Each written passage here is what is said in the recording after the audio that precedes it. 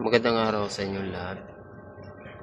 Magpapakita tayo ng isang gamit na binili ko sa handyman last week na sobrang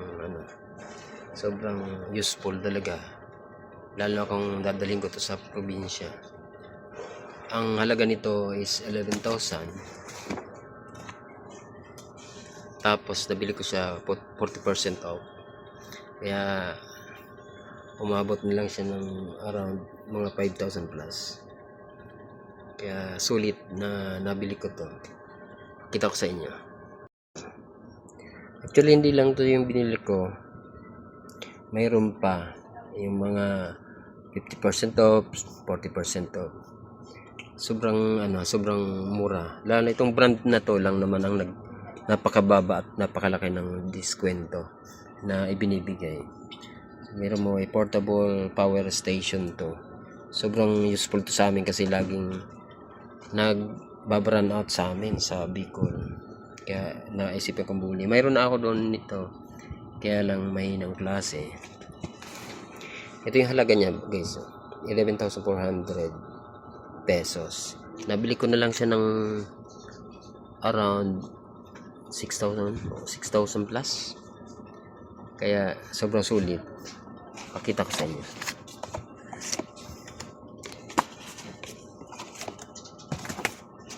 Ayan siya. May ika na sa pangsasakyan. Charger niya. Ayan. Tapos ito yung actual niya. Ang bigat guys. Ang bigat. Ito yan.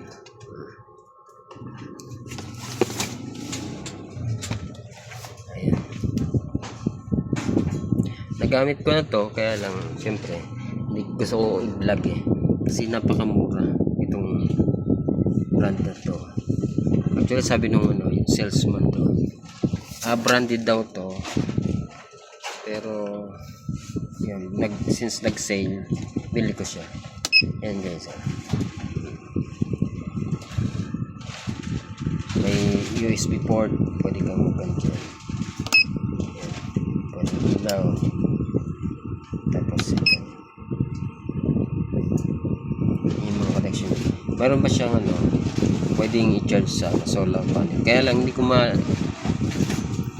makuha kung anong klaseng connectors to. Naghanap ako sa YouTube sa mga wala akong makikita para yun, kaya hanggang ngayon nagsisearch pa rin ako kung anong klaseng connector pwedeng bilhin, kasi bibili ako ng solar para kung sakali masabi ko na ako madaling may pang charge na ulit. Ayan. Kung pala to guys, 200 watts na power station, built-in professional pala. Ito yung specification niya.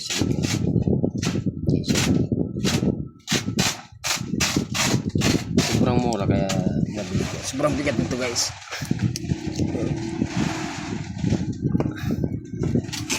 Maganda na rin.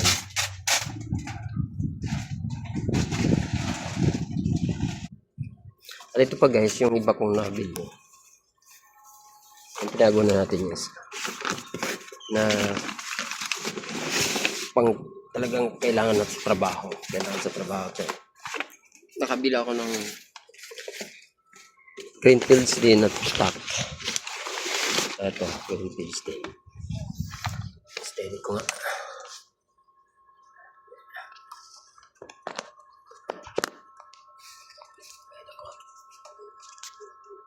Magalaw. Greenfields din tatakbo ko guys. Abisa pala to.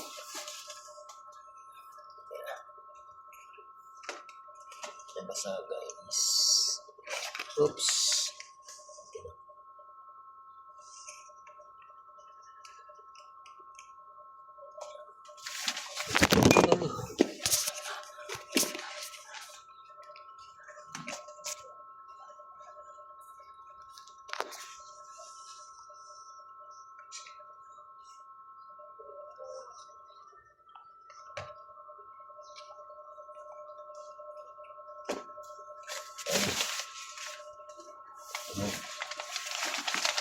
Ayan yung ano to? Ito.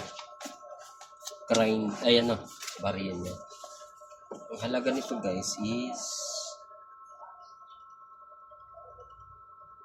2,200 pesos. Makikita niyo. Ano ba? 2,200 pesos. Pero nabili ko na lang siya ng 1,100. 50%. Maganda siya guys kasi nga kinumpara ko doon sa iba na ibang brand. Maganda yung specs niya. Tapos pinandar namin siya, maganda rin siya. So ito, tapos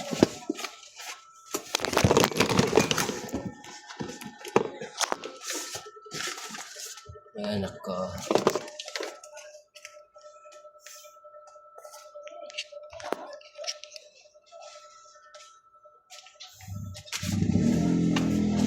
eto, pabili rin ako ng buy one take one rebiter. Actually 435 siya. 435 ang halaga. Pero dalawa, so parang buy one take one, nagkakalagan lang siya ng 200 plus. Guys, pag binili mo to, lagpas tong 400 pag hindi sale. Kaya ang laki na ito. Tapos nakabili rin ako ng ito nako, pangit. Nakabili rin ako ng ito, grinder, sa halagang, ang official price nito guys is 2,300, pero nabili ko lang siya ng 60%. So pumatak na lang siya ng 800 plus. Pero yan guys, nasa 800 plus na lang. So binili ko.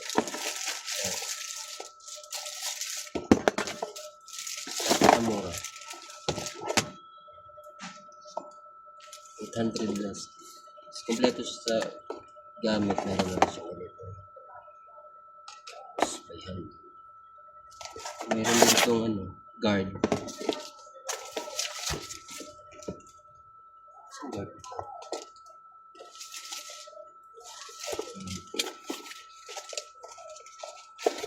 Ito yung guard. Murang-mura lang guys. Yung brand na tawag ito, Green Fields. So, galing mo. Okay.